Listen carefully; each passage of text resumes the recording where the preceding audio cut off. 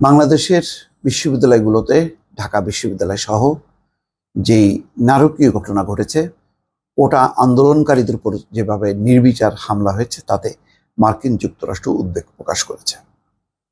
সেই খবরের শিরোনাম, কোটা বিরোধীদের ওপর ছাত্রলীগের হামলায় উদ্বেগ যুক্তরাষ্ট্রের। মার্কিন যুক্তরাষ্ট্রের পররাষ্ট্র দপ্তরের মুখপাত্র ম্যাথিউ মিলার এই ব্যাপারে বক্তব্য দিয়েছেন। এই খবরে বলা হচ্ছে, সরকারি চাকরিতে কোটা সংস্কারের দাবিতে আন্দোলনরত সাধারণ শিক্ষার্থীদের উপর ছাত্রলীগের হামলার ঘটনায় উদ্বেগ প্রকাশ করেছে যুক্তরাষ্ট্র। এছাড়া ছাত্রলীগের হামলার নিন্দাও জানিয়েছে দেশটি। একই সঙ্গে বাংলাদেশে চলমান আন্দোলনের সকল বিষয় নিবিড়ভাবে পর্যবেক্ষণ করা হচ্ছে বলেও জানিয়েছে মার্কিন প্রশাসন।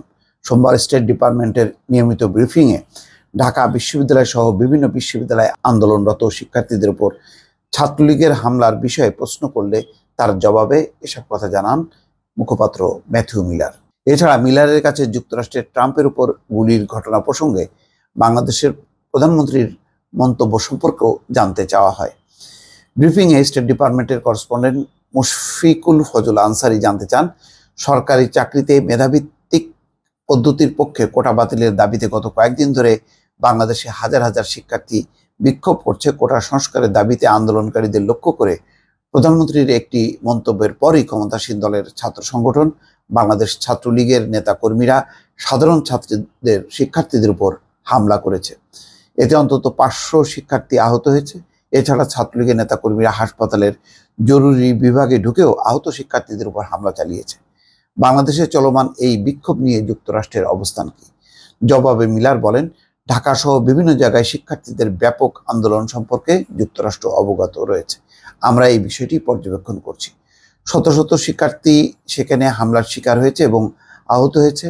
মত প্রকাশের স্বাধীনতা এবং শান্তিপূর্ণ সমাবেশ যে কোনো বিকাশমান গণতন্ত্রের অপরিহার্য ভিত্তি হিসাবে কাজ করে। আমরা শান্তিপূর্ণ প্রতিবাদকারীদের বিরুদ্ধে যে কোনো সহিংসতার নিন্দা জানাই। যারা এই সহিংসতার শিকার হয়েছেন তাদের জন্য আমাদের আলাদা চিন্তা ভাবনা রয়েছে। উল্লেখ্য, মিলার তার প্রশ্নের জবাবে বাংলাদেশের চলমান বিক্ষোভে 2 জন নিহত হয়েছেন বলে উল্লেখ করেছেন। যদিও এই বিষয়টি আসলে গুজব হিসাবেই ছিল, কিন্তু সামহাও তার কাছে কেন এই তথ্যটা চলে গেল, এটা অবশ্যই চিন্তার বিষয়। ভুল তথ্য যদি পরিবেশিত হয় মার্কিন দপ্তরের কাছে, তাহলে এটি আর একটা বিভ্রান্তির জন্ম দেয়। ওই সাংবাদিক আরও জানতে চান, গত শনিবার যুক্তরাষ্ট্রের পেনসিলভেনিয়ায় মার্কিন সাবেক প্রেসিডেন্ট ডোনাল্ড ট্রাম্পের উপর গুলির ঘটনায় সমালোচনা করেছেন ক্ষমতাসীন প্রধানমন্ত্রী। তিনি বলেছেন, যুক্তরাষ্ট্র দাবি করছে যে তারা গণতন্ত্র অনুশীলন করছে, তারা সভ্য দেশ, তাহলে কিভাবে প্রতিপক্ষকে গুলি করতে পারে? এই ঘটনাকে আপনারা এক পক্ষকে আরেক পক্ষের উপর গুলি করা হিসেবে দেখছেন? জবাবে মিলার বলেন, কেন তিনি এমন মন্তব্য করেছেন আমার সেই প্রেক্ষাপট জানা নেই।